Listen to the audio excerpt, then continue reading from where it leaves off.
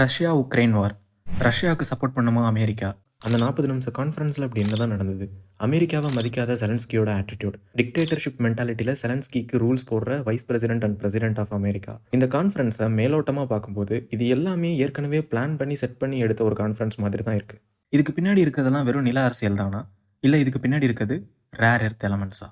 ரஷ்யாவுக்கும் உக்ரைனுக்கும் நடுவில் நடக்கிற போரை பற்றி நம்மள நிறைய பேருக்கு தெரியும். ஆனால் இதோட ஆரம்ப புள்ளிங்கிறது எங்கே இருக்குது? ஒரு காலத்தில் யுஎஸ்எஸ்ஆர்னு அழைக்கப்பட்ட United States of Soviet Russia 1991 நடந்த எக்கனாமிக் கிரைசிஸ்னாலையும் சில அரசியல் சிக்கல்னாலையும் ரஷ்யாவாக மாறுது. காரணம், அதிலிருந்து பிரிஞ்சு போன 14 நாடுகள். பெலரஸ், உக்ரைன், ஜார்ஜியான்னு 14 நாடுகள் தனித்தனியாக பிரிஞ்சு இனிமேல் நாங்கள்லாம் சுதந்திர நாடுகள்னு அறிவிச்சுக்கிட்ட காலம் அது. இப்படி பிரிஞ்சு போன 14 நாடுகளையும் மறுபடியும் எப்படியாவது நம்மளோட கண்ட்ரோலுக்குள்ளே கொண்டு வரணும்னு முயற்சி பண்ணுற ரஷ்யாவுக்கு ரொம்பவே அதிர்ச்சியாக இருந்த ஒரு விஷயம், உக்ரைன் நாட்டோ நாடுகள் கூடயும் யூரோப்பியன் யூனியன் கூடயும் சேர்ந்து ரஷ்யாவுக்கு அகைன்ஸ்டாக திரும்புறது ஒரு செக்யூரிட்டி த்ரெட்டாக பார்த்தாங்க ரஷ்யா. இதுதான் இந்த போருக்கு ஒரு முக்கியமான காரணமாக சொல்லப்படுது. ஆனால் இதுதான் முக்கியமான காரணமா, இல்லை இதுக்கு பின்னாடி வேற ஏதாவது இருக்கா? ஆனால் இந்த வாருங்கிறது இப்போ ஸ்டார்ட் ஆகலை. 2014 சில ரஷ்யன் சப்போர்ட்டர்ஸ் ஈஸ்ட் உக்ரைனில் உள்ள டொனட்ஸ், லுஹான்ஸ்ங்கிற ரீஜியனை அவங்களோட கண்ட்ரோலுக்குள்ளே கொண்டு வராங்க. எதுக்குன்னு கேட்டால் அங்கே இருக்கிற ரஷ்யன்ஸை சேவ் பண்ணுறதுக்குன்னு அவங்க சொன்னாங்க. அதே நேரத்தில் கிரிமியாங்கிற உக்ரைன் ரீஜியனையும் ரஷ்யா அவங்களோட கண்ட்ரோலுக்குள்ளே கொண்டு வந்தாங்க. இந்த இடத்துல இருந்து தான் இந்த போருக்கான கவுண்டவுன்கிறதே ஸ்டார்ட் ஆகுது. இது மட்டும் இல்லாமல் உக்ரைன் யூரோப்பியன் யூனியன் கூட சேர்ந்து ஒரு கேஸ் பைப்லைன் ப்ராஜெக்ட்லையும் சைன் பண்ணுறாங்க. இந்த ப்ராஜெக்ட் மட்டும் சக்ஸஸ்ஃபுல்லாக முடிஞ்சிருச்சுன்னா ரஷ்யாவோட எக்கானமிங்கிறது பயங்கரமாக பாதிக்கப்படும்னு நினச்சாங்க ரஷ்யன்ஸ். இதில் சம்மந்தமே இல்லாமல் மூக்க நுழைச்ச ஒரு நாடு தான் யுனைடெட் ஸ்டேட்ஸ் ஆஃப் அமெரிக்கா. உக்ரைனுக்கு போருக்கு தேவையான ஃபினான்ஷியல் சப்போர்ட்டையும் வெப்பன் சப்போர்ட்டையும் கொடுத்து பயங்கரமாக ஹெல்ப் பண்ணாங்க அமெரிக்கா. எள்ளு தான் என்னைக்கு காயுது, எலிப்புழுக்கு என்னத்துக்கு காயுதுன்னு தேடி பார்த்தா காரணம் இருக்குது. அமெரிக்கா எந்த ஒரு பிரதிபலனும் இல்லாமல் எந்த நாட்டுக்கும் சப்போர்ட் பண்ணாது. யூரோப்பியன் ரீஜியன்லேயே ரொம்ப அதிகமான மினரல்ஸும் எலிமெண்ட்ஸும் நிறைஞ்சிருக்கிற ஒரு லேண்டுனா அதுதான் உக்ரைன். இது வரைக்கும் 100 பில்லியன் அமெரிக்கன் டாலர்ஸை கொடுத்து உக்ரைனுக்கு அமெரிக்கா பயங்கரமாக சப்போர்ட் பண்ணியிருக்காங்க. இதுக்கு பின்னாடி எந்த ஒரு எதிர்பார்ப்பும் இல்லாமல் இவங்க இந்த ஹெல்ப்பை பண்ணல. இதுக்கு எல்லாத்துக்கும் காரணமாக இருக்கிறது ரேர் எர்த் எலமெண்ட்ஸ். கிட்டத்தட்ட 17க்கு மேலே ரேர் எர்த் எலமெண்ட்ஸ் உக்ரைனில் இருக்கிறத தெரிஞ்சுக்கிட்ட அமெரிக்கா இந்த போருக்கு சப்போர்ட் பண்ணுறது மூலமாக ஒரு அக்ரிமெண்ட்டை போடலாங்கிற முடிவுக்கு வர்றாங்க. இந்த ரேர் எர்த் எலமெண்ட்ஸ்லாம் என்னென்னு பார்த்தீங்கன்னா கிராஃபைட், லாந்தனம், சீரியம், நெயோடினியம், இட்ரியம், இப்படி சொல்லிட்டு போயிட்டே இருக்கலாம். லிஸ்ட்டு ரொம்ப பெருசு.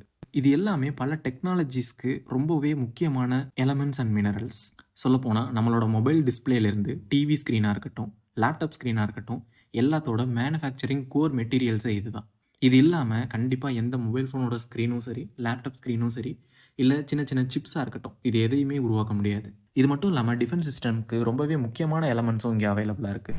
உதாரணத்துக்கு சொல்ல போனோம்னா ரேடார், டேங்க்கு, ஃபைட்டர் ஜெட். டிஃபென்ஸ் சிஸ்டம்க்கு அக்யூரசிங்கிறது ரொம்ப முக்கியம். அது எல்லாத்துக்கும் ரொம்பவே ஹெல்ப்ஃபுல்லாக இருக்கிறது இந்த ரேர் எர்த் எலமெண்ட்ஸ் தான். ஸோ உக்ரைனுக்கு ஹெல்ப் பண்ணுறது மூலமாக இந்த ரேர் எர்த் எலமெண்ட்ஸை எடுத்துக்கலான்னு பிளான் பண்ணி தான் ஜோ பைடனோட கவர்மெண்ட் உக்ரைனுக்கு $100 பில்லியன் கொடுத்து உதவி பண்ணாங்க. ஆனால் அது பேச்சுவார்த்தையாக இருந்துச்சே தவிர அக்ரிமெண்ட்டாக மாறல. இதே நேரத்தில் போரில் இருந்த உக்ரைனுக்கும் அமெரிக்க அதிபராக இருந்த ஜோ பைடனுக்கும் வந்த ஒரு பெரிய அதிர்ச்சிங்கிறது தான் எலெக்ஷன். அந்த எலெக்ஷனோட ரிசல்ட் பேச்சுவார்த்தையில் இருந்த அந்த ரேர் எர்த் எலமெண்ட்ஸோட கான்ட்ராக்ட் பேப்பரில் மாறணும்னு முடிவு பண்ணுது. எஸ், இங்கே தான் நம்ம ஹீரோட என்ட்ரி. டொனால்ட் ட்ரம்ப் ஒரு பயங்கரமான பிஸ்னஸ்மேன். அவரோட எல்லா அணுகுமுறையுமே ஒரு பிஸ்னஸ் கண்ணோட்டத்தில் தான் இருக்கும் அப்படிங்கிறது எல்லாருக்குமே தெரிஞ்ச விஷயம் தான். நடந்த அமெரிக்கன் எலெக்ஷனில் மெஜாரிட்டி வின் பண்ண டொனால்ட் ட்ரம்ப் இந்த ரேர் எர்த் எலமெண்ட்ஸுங்கிறது வெறும் பேச்சுவார்த்தையாக இல்லாமல் கான்ட்ராக்டாக மாறணும்னு முடிவு பண்ணி ஜெலன்ஸ்கி கிட்ட பேசும்போது உக்ரைன் இதை மறுக்கிறாங்க.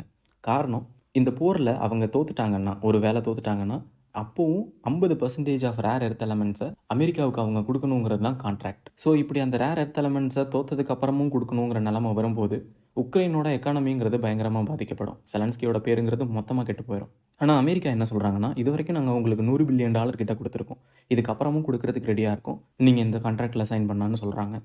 போர்னு ஒன்று நடந்தால் தான் ஜெயிக்கிறத பற்றியோ தோக்கிறத பற்றியோ நீங்கள் யோசிக்கணும். இந்த கான்ட்ராக்டில் சைன் பண்ணதோட உக்ரைனில் சீஸ்ஃபயர் அனௌன்ஸ் பண்ணணும்னு அமெரிக்கா சொல்கிறாங்க. இந்த இடத்துல தான் ட்ரம்ப்போட பிஸ்னஸ் மைண்ட் எந்த அளவுக்கு வேலை செய்யுதுங்கிறத நம்ம பார்க்கணும். $100 பில்லியன் கடனில் இருக்க உக்ரைன் கான்ட்ராக்டில் சைன் பண்ணால் 50% ஆஃப் ரேர் எர்த் எலமெண்ட்ஸ் அமெரிக்காவுக்கு கொடுக்கணும்.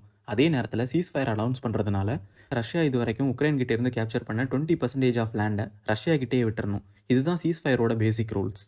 அது மட்டும் இல்லாமல் கிட்டத்தட்ட இந்த கான்ட்ராக்ட்டுங்கிறது அமெரிக்காவுக்கும் ரஷ்யாவுக்கும் நடுவில் புதுசாக ஒரு ஃப்ரெண்ட்ஷிப்பை கிரியேட் பண்ணுற க்ரீன் சிக்னல் மாதிரி. இந்த பேச்சுவார்த்தையெல்லாம் அடிப்படையாக வச்சு ஒயிட் ஹவுஸில் நடந்த 40 நிமிஷ கான்ஃபரன்ஸுங்கிறது 2 பிரசிடென்ட்ஸுக்கும் நடுவில் நடந்த ஒரு பயங்கரமான ஈகோ கிளாஷ்னே சொல்லலாம். இந்த ஈகோ கிளாஷுங்கிறது எங்கேருந்து ஸ்டார்ட் ஆச்சுன்னா ஜெலன்ஸ்கியோட ட்ரெஸ் கோட்ல இருந்து தான். தன்னோட நாட்டில் நடக்கிற போரை ரெப்ரசென்ட் பண்ணுற மாதிரியான ட்ரெஸ் அவர் போட்டு வந்தார். ஆல்மோஸ்ட் ஒரு மிலிட்ரி ஜாக்கெட் மாதிரியான விஷயம்னு வச்சுக்கோங்களேன். ஒரு பிரசிடென்ஷியல் மீட்டிங்க்கு வர இன்னொரு பிரசிடென்ட் ஃபார்மலில் கோட் சூட்டில் வரணும் அப்படின்னு அமெரிக்கன் வைஸ் பிரசிடென்ட் சொல்ல, எங்கள் நாட்டில் போர் நடந்துகிட்டு இருக்கு, ஸோ அதை தெரிவிக்கிற விதமாக நான் இந்த ட்ரெஸ்ஸை போட்டு வந்திருக்கேன், போர் முடிஞ்சதுக்கப்புறம் நான் நார்மல் ட்ரெஸ்ஸில் வரேன்னு ஜெலன்ஸ்கி சொல்ல, இங்கிருந்தே ஈகோ கிளாஷுங்கிறது ஸ்டார்ட் ஆக ஆரம்பிச்சிடுச்சு. உக்ரைன் சீஸ்ஃபயரை இம்ப்ளிமெண்ட் பண்ணணும். இதுக்கப்புறம் போரில் உக்ரைனுக்கு அமெரிக்கா எந்த உதவியும் செய்யாது. உக்ரைனுக்கு உதவி பண்ணுறது மூலமாக தேர்ட் வேர்ல்டு வார் உருவாகிறதுக்கு அமெரிக்கா காரணமாக இருக்காதுன்னு ட்ரம்ப் ஒரு சைடும், நீங்கள் பேசுகிறது புட்டின் பேசுகிற மாதிரியே இருக்குது, புட்டினுக்கும் உங்களுக்கும் எந்த வித்தியாசமும் இல்லை, ஆரம்பத்திலிருந்து இப்போ வரைக்கும் போரில் உக்ரைன் தனியாக தான் ஈடுபட்டு இருக்குன்னு செலன்ஸ்கி சொல்ல 40 நிமிஷம் முழுக்க முழுக்க 2 மனுஷங்களுக்கு நடுவில் நடந்த ஈகோ கிளாஸ். இந்த கதைங்கிறது இன்னும் முடியல. யூஎஸ் கையை விரிச்சதுக்கப்புறம் முழுக்க முழுக்க யூரோப்பியன் கண்ட்ரிஸ் கிட்ட ஹெல்ப்பை தேடி ஓடிக்கிட்டு இருக்காரு செலன்ஸ்கி. இன்னும் ஃப்யூச்சரில் என்னென்னலாம் நடக்க போகுது அப்படிங்கிறத பொறுத்திருந்து தான் பார்க்கணும்.